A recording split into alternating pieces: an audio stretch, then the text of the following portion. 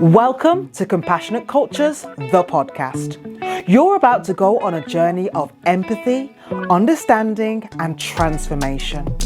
Get ready to dive into the heart of humanity's most pressing questions with me, Rebecca Hemmings, the CEO of Strawberry Words Training Consultancy, and guests. It's time to turn up the volume on kindness and to amplify the voices of minorities that often go unheard. This podcast asks questions like, how can we create workplaces where ethnic minorities thrive without the chains of career stagnation? What if universities were safe havens for all, free from the storm of microaggressions? And how can we bridge the gaps between cultures that have been divided by the walls of bias and ignorance? This is not just a podcast. This is a revolution of empathy. Welcome to Compassionate Cultures, the podcast. Get ready to explore, learn, and change the world one compassionate conversation at a time. So in light of kind of this background that British animation has had in terms of being experimental and trying different styles and ideas, I feel inspired to also do that in my own way, but of course bring in an authentic element of like, this is where we're at with current issues when it comes to our modern day Britain, really, because that's really what we're talking about. It's not even just about Black representation, but even just looking at the various British animations that are out there. I feel like, yes, you know, the messages are modern, but they're quite general in terms of like, you know, issues with social media, or, you know, just looking at different kinds of trauma. And it's like, these are universal themes that all people can relate to, fair enough. But I feel like when it comes to ethnicity, when it comes to, you know, more specific kind of, and especially, I guess it's a generational thing as well, because I have been to a few different things. There's the British Animation Awards that the Mental Roots animation has just been entered in for this year. And when I look at the credits and all of the other people who are involved, who are a lot more further in, you know, the animation field than I am, very much heavily kind of white, you know, maybe I've seen one or two other, you know, ethnic minorities in these sort of film festivals, but it is very much white. And you can see that represented in the cultural aspects of these short films in these various industry events and festivals. And I think it's a similar thing with the film festivals in general. I think the BFI Future Film Festival, that's to date, that's probably one of the biggest, or probably the biggest film festival that Mental Roots has been in. And so obviously that was early last year. And with the BFI, you know, being as big as they are, the British Film Institute, there was more of a cultural variety of films, you know, loads of other filmmakers from Black and Asian backgrounds were in that. And you can see that in the themes that they talked about, you know, looking at, for example, one of the prize winners was a short film looking at Black girls and, you know, encouraging them to see themselves as beautiful and that sort of thing. But apart from that, from most kind of animation events and industry sort of opportunities, is very much been white in terms of the stories and perspectives being told. So yeah, I think it's me wanting to push the needle in that regard, and not just doing it in the independent indie low-key kind of animation scene, but trying to use unique imagery, so that's pushing the boundaries and cutting edge, but still got a mainstream appeal as well, and generates a mainstream sort of conversation.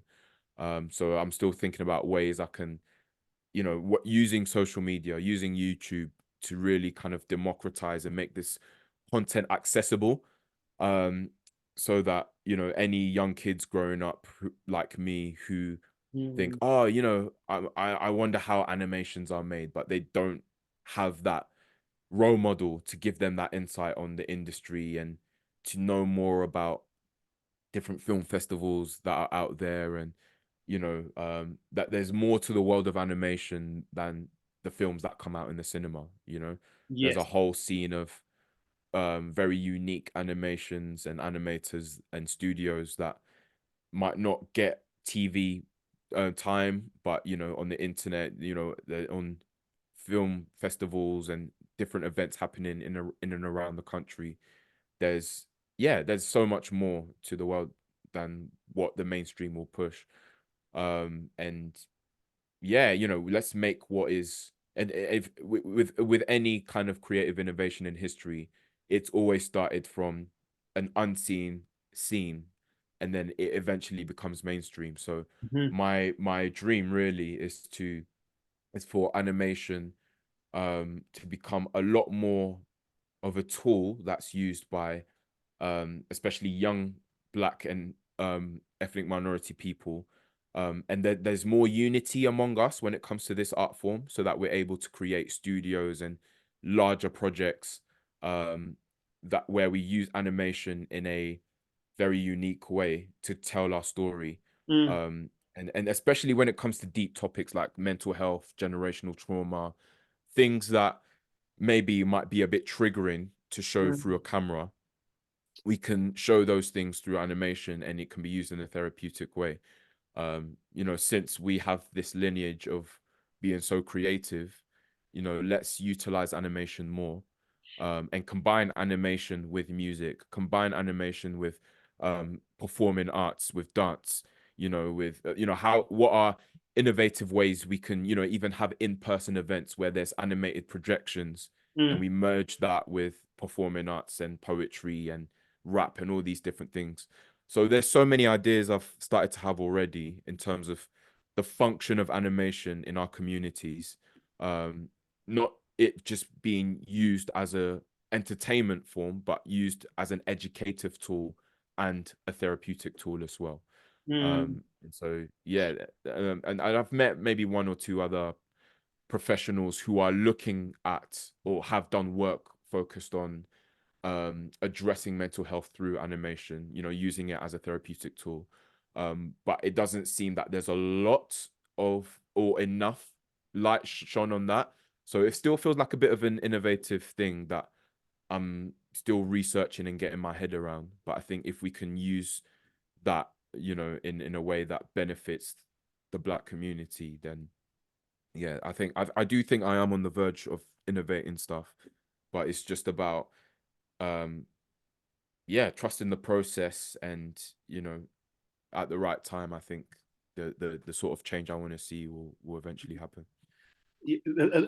That's an amazing point you just touched on towards the end there, because it was of course going on to my last question for you as well, Mm, about where you were going to be headed and what was next mm, for you, and maybe you can still shed some light if there's anything in particular, but because you've already touched on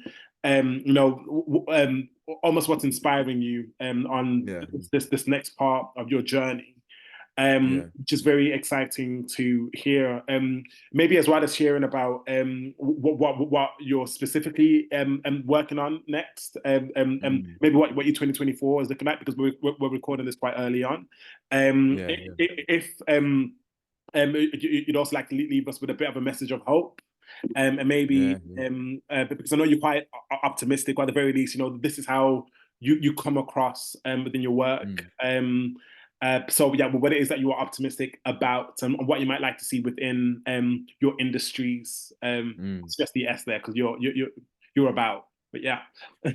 Yeah, I think it's one of the bigger missions behind Mental Roots, and Mm, whatever other work I do beyond Mental Roots is to build the bridge between basically the creative sector, the social sector, and the Black community. hmm Um, so for me, it's that I'm in the weird intersection at the moment between the mental health sector and the creative arts, seeing where there could be more opportunities for those two industries to work together to create a positive impact on society.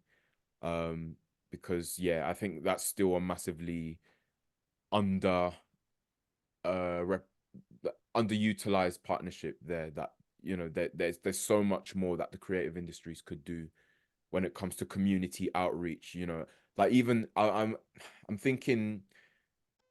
Hey, I know you're enjoying the podcast episode, but I just want to quickly come in and say, look, if you're an organization that needs anti-racism training for your organization because your staff are lacking in a racial literacy, they don't have the words, they get stuck when talking about racism, they want to be able to deal with incidents, but they're not sure how to, then check out our Time to Talk About Race online CPD accredited course at strawberrywords.co.uk. Okay, we can train from 10 to 10,000. But get in touch today at admin@strawberrywords.co.uk. Now back to the episode.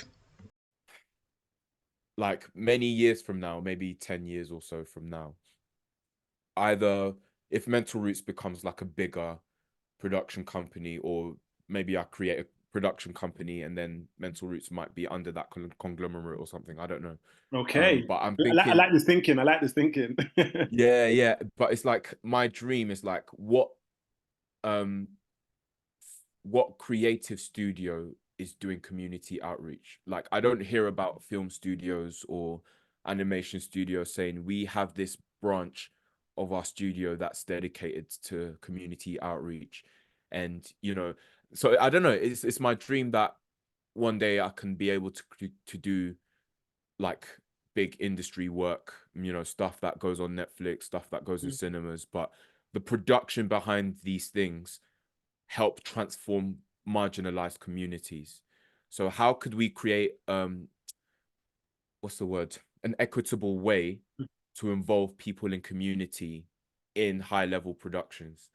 And so that's a kind of vision that I've kind of thought about, and I feel like Mental Roots is kind of a pathway to that, where hopefully we are able to see more studios that are more involved in the community, that you know, democratize art forms like animation, so that if kids from the hood, want to get into it, then getting access to the equipment that they need is not a barrier, because they have a local branch of a youth group or youth club where they have access to that sort of equipment to try it out and see if they want to get into digital arts and to AI and all these different things. So obviously in the UK, we for years now there've been cuts on funding for youth clubs and that sort of stuff.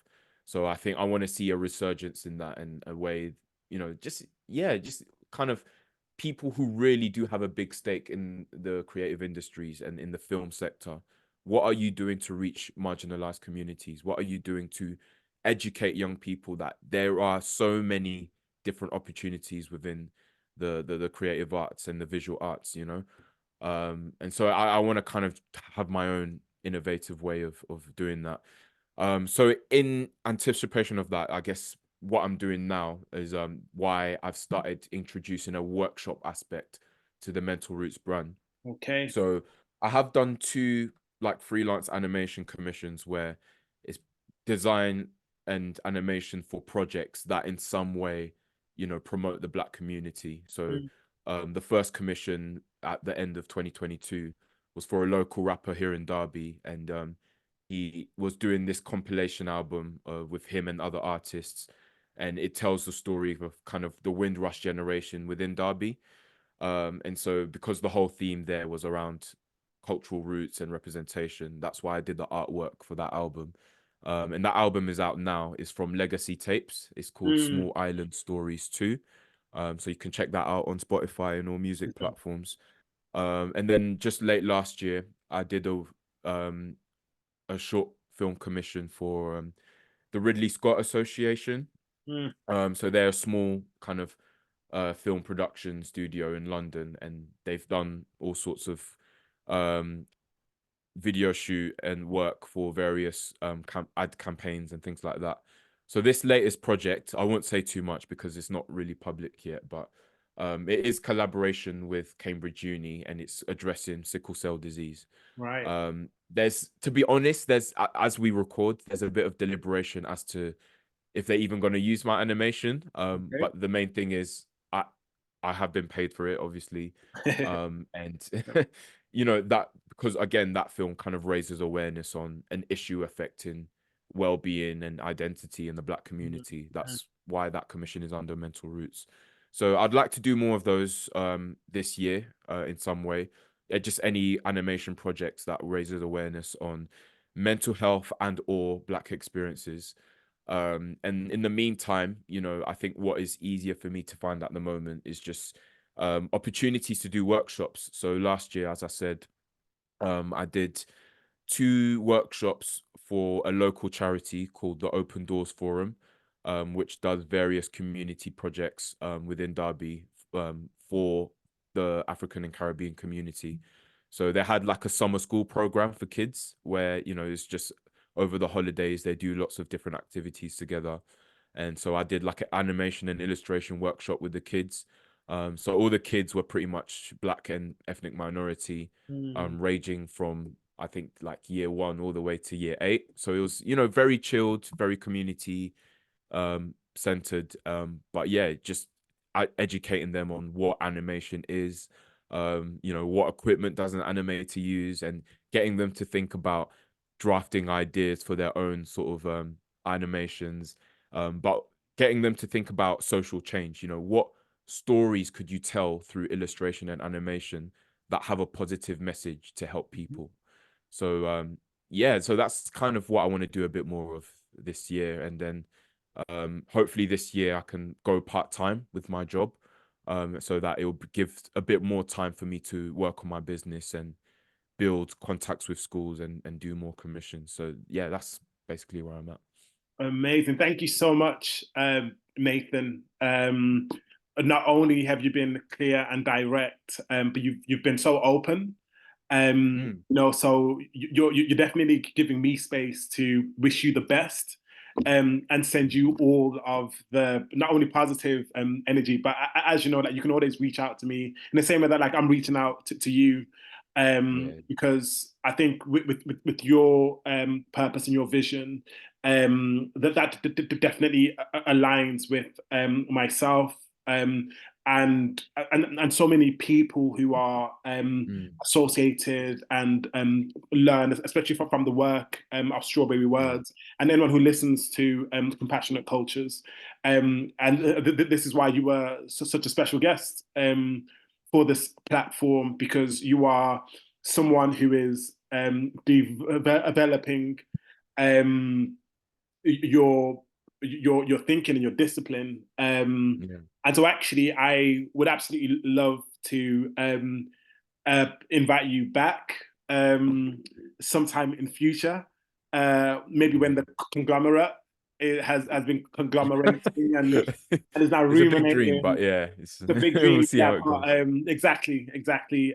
Yeah, so I would love to invite you again to see how it's gone. But Nathan, Mm. thank you so much for your time and joining Mm. us here on Compassionate Cultures. Any final words from yourself before we go? Yeah, I just want to encourage everyone listening that, change starts with you, but you don't have to carry everything at once.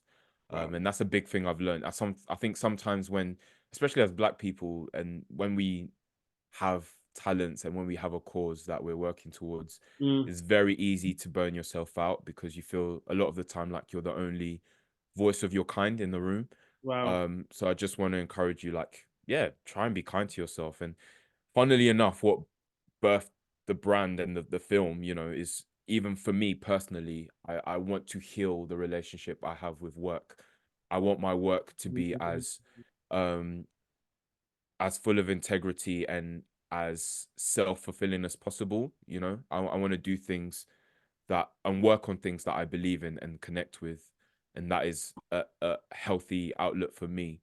So in doing that, funnily enough, there are times when I do have to discipline myself and say, Nathan, put that down, you're not ready now. So that's still a journey for me. So but yeah, that'll be my main message, is that if you feel like you are a Black advocate, and you're doing work and you feel tired and frustrated, so do I sometimes. It's all part of the journey. So just be kind to yourself. Remember that yeah, you deserve grace, you deserve time, Mm, and you're not alone. Always reach out to people.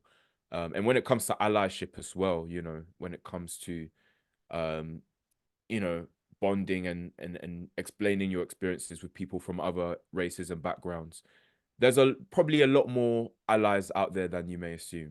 Try and see the best in people, collaborate, be willing to work with people that you wouldn't usually associate with.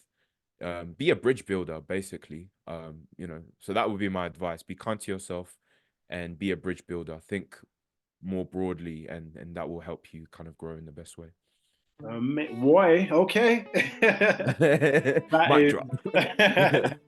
that is a big word.